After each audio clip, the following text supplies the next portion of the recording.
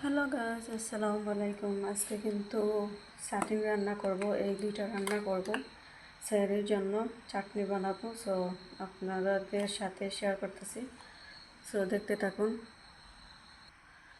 So guys, দেখতেই পাচ্ছেন চাটনির ভিতরে মাছ। এই মাছগুলো দিয়ে আমি চাটনি বানাবো। তো গাইস, দেখতেই পাচ্ছেন আমি এখানে কাঁচামরিচ আর পেঁয়াজ আগে থেকে রেডি করে রাখছি। এখানে ধনেপাতা টমেটোর কেটে রাখছি। তার সাথে গরম মশলা আগে থেকে রেডি করে রাখছি। রাইস পেঁয়াজটা আমি দিয়ে দিলাম। পেঁয়াজটা ভালোভাবে মজিয়ে নিব।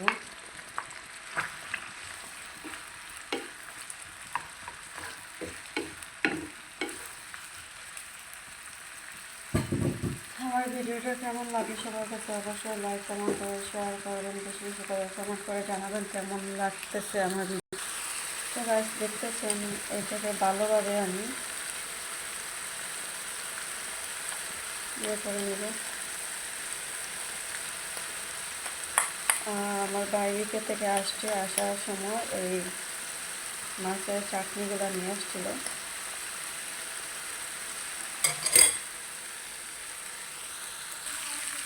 তো গাইস, এখন দিয়ে দেব গরম মশলা।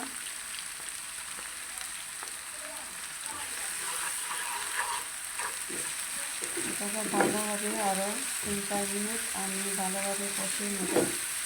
যেহেতু মশলাটা একটু পাকাবো, তো সবাই কমেন্ট করে জানাবেন রান্নাটা কেমন হচ্ছে।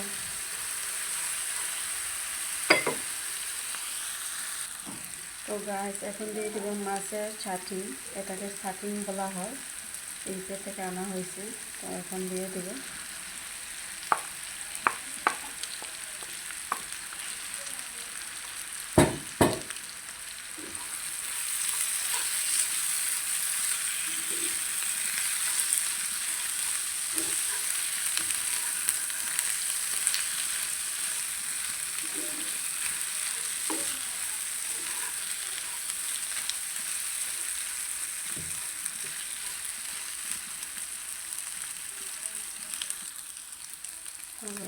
এখন দিয়ে দেব টমেটো।